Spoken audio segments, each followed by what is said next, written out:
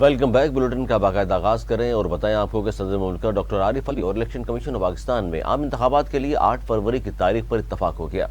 Election commission کی جانب سے صدر مملکت سے ملاقات کے اعلامیے کے مطابق عام انتخابات کی پولنگ کے لیے 8 فروری کی تاریخ مقرر کی گئی ہے۔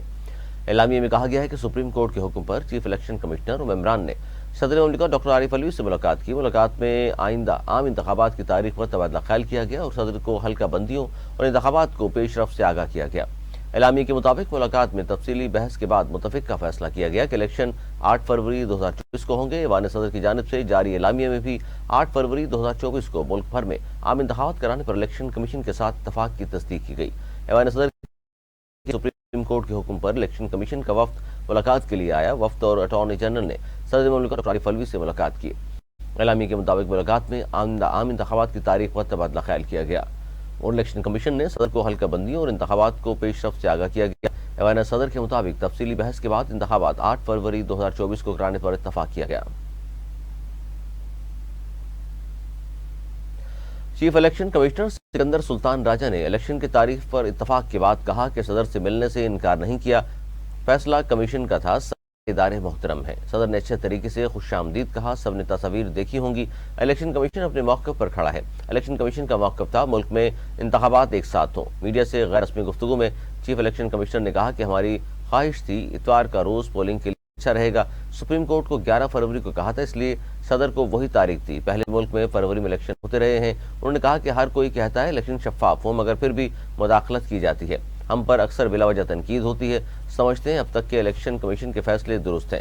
چیف الیکشن کمشنر سکندر سلطان راجہ نے کہا، کوئی شک نہیں، چیئرمین پی ٹی آئی ملک کے مقبول لیڈر ہیں۔ آئندہ عام انتخابات میں بیلٹ پیپر پر بلے کا نشان ہوگا۔ چیف الیکشن کمشنر نے کہا کہ چیئرمین پی ٹی آئی کو چاہیے تھا کہ تحمل سے کام لیتے، میں ان کی دل سے عزت کرتا ہوں۔ خواہش تھی کہ تمام سیاستدانوں کو ساتھ بٹھاتا اور خواہش تھی چیئرمین پی ٹی آئی سیاسی ماحول میں تحمل کا کردار ادا کرتے۔ انہوں نے کہا کہ میں ماضی میں چیئرمین پی ٹی آئی کو نوٹس کرتا تھا۔ سکندر سلطان راجہ نے یہ بھی کہا کہ آئندہ عام انتخابات میں بیلٹ پیپر پر بلے کا نشان بھی ہوگا۔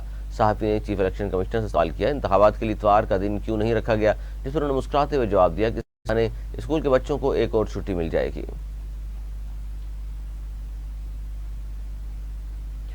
پیپلز پارٹی کے شریک چیئرمین سابق صدر آصف علی زرداری نے زرداری ہاؤس نواب شاہ میں پارٹی کارکنان اور معززین سے ملاقات کی۔ آصف علی زرداری نے کارکنان سے سیاسی حکمت عملی اور اہم مہم پر تبادلہ خیال کیا گیا۔ سابق صدر نے کہا پیپلز پارٹی ملک میں اگلی حکومت بنائے گی۔ انہوں نے کہا کہ انہوں نے ہر دور میں چیلنجز کو قبول کیا۔ آصف علی زرداری نے کہا کہ پیپلز پارٹی کا ہر کارکن عوامی حکومت کے قیام کے لیے پرعزم ہے۔ غزہ میں اسرائیلی فوج کی رہائشی آبادیوں پر وحشیانہ بمباری جاری ہے۔ جبالیہ پناہ گزین کیمپ پر لگاتار تیسرے روز بمباری کے علاوہ اسرائیلی فوج نے البریج پناہ گزین کیمپ پر بھی بم برسا دیے۔ اسرائیل نے شاطئی کیمپ میں اقوام متحدہ کے امدادی ادارے کے تحت چلنے والے اسکول کو بھی نشانہ بنایا، جبکہ اسرائیلی طیاروں نے غزہ کے القدس ہسپتال کے قریب بھی بم برسائے۔ گزشتہ 3 روز میں ہوئے حملوں میں شہداء کی تعداد 200 سے تجاوز کر گئی ہے، جبکہ 700 سے زیادہ زخمی اور 100 سے زائد افراد لاپتہ ہو گئے ہیں۔ اب تک اسرائیلی حملوں میں 3700 سے زائد بچوں سمیت شہید فلسطینیوں کی تعداد 9200 ہو گئی ہے، جبکہ 24000 سے زائد فلسطینی زخمی ہو چکے ہیں۔ دوسری جانب اسرائیلی فوج کی جانب سے پورے غزہ شہر کا محاصرہ کرنے کا دعویٰ کیا گیا ہے، جس کے بعد زمینی فوج کی بڑی کارروائی کا خدشہ ظاہر کیا جا رہا ہے۔ اسرائیلی فوج کے خلاف حماس اور حزب اللہ کے جوابی حملے بھی جاری ہیں۔ جنوبی لبنان سے اسرائیلی شہر قریات شمونہ پر راکٹوں سے حملہ کیا گیا۔ حزب اللہ کے حملے میں متعدد گاڑیوں اور مکانات میں آگ لگ گئی۔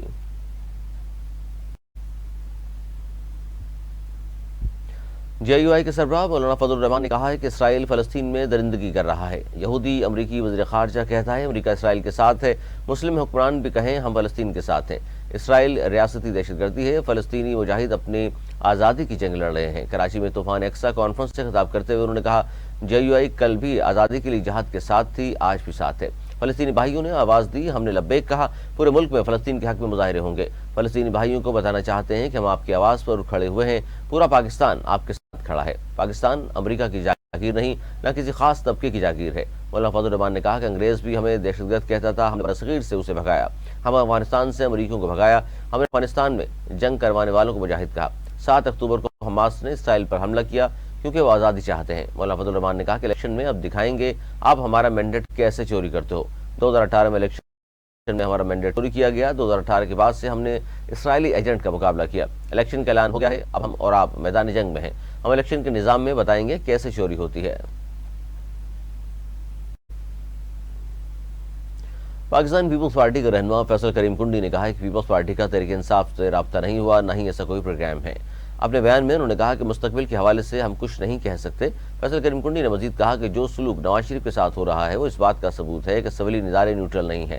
پیپلز پارٹی کے رہنما فیصل کریم کنڈی نے کہا کہ نوروز میں انتخابات نہیں ہوئے، چلیے اب 8 فروری کی تاریخ دے دی گئی ہے، امید کرتے ہیں کہ الیکشن کمیشن جلد شیڈول کا اعلان بھی کر دے گا تاکہ باقی سیاسی جماعتیں انتخابی مہم شروع کر دیں۔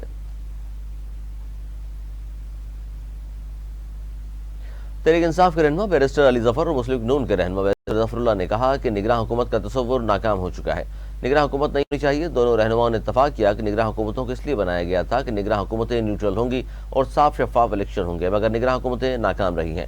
بیرسٹر ظفر اللہ نے کہا کہ نگراں حکومتیں تباہی ہیں، آئینی ترمیم کے ذریعے نگراں حکومتوں کا خاتمہ کرنا چاہیے اور الیکشن کمیشن کے اختیارات میں اضافہ کیا جائے۔ ایم کیو ایم پاکستان نے عام انتخابات کے حوالے سے تیاریاں تیز کر دی ہیں۔ کراچی میں 100 سے زائد انتخابی دفاتر کھولنے کا فیصلہ کر لیا گیا۔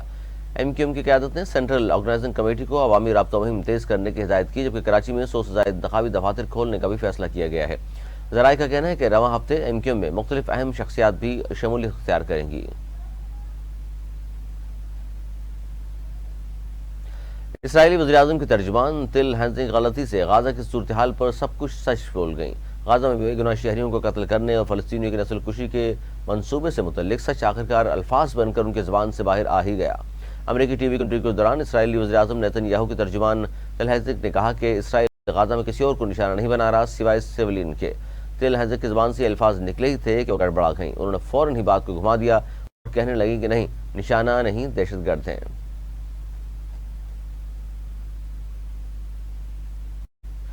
آئی سی سی ورلڈ کپ کے 33ویں میچ میں بھارت نے سری لنکا کو یک طرفہ مقابلے میں 302 رنز کے بڑے مارجن سے شکست دے کر سیمی فائنل کے لیے کوالیفائی کر لیا۔ ممبئی کے وانکھیڑے اسٹیڈیم میں کھیلے گئے ورلڈ کپ کے 33ویں میچ میں سری لنکن کپتان کوشل مینڈس نے ٹاس جیت کر بھارتی کپتان روہت شرما کو پہلے بیٹنگ کی دعوت دی۔ بھارت نے مقررہ 50 اوورز میں 8 وکٹوں کے نقصان پر 357 رنز بنائے۔ شبمن گل 92، وراٹ کوہلی 88 اور شریاس ایئر 82 رنز بنا کر نمایاں رہے۔ بھارت کے 358 رنز کے ہدف پہ تعاقب میں سری لنکن بیٹنگ لائن ریت کی دیوار ثابت ہوئی اور صرف 55 رنز پر ڈھیر ہو گئی۔ 105 رنز کے بھاری مارجن سے کامیابی کے بعد بھارت ورلڈ کپ کے سیمی فائنل میں پہنچ گیا۔ روہت 11 سیمی فائنل میں پہنچنے والی پہلی ٹیم ہے۔ بھارتی ٹیم اب تک ٹورنامنٹ میں ناقابل شکست ہے۔ بھارت نے 7 میچز کھیلے ہیں اور تمام میں کامیابی حاصل کی ہے، جبکہ سری لنکا 7 میچز میں صرف 2 میچ جیت سکا ہے۔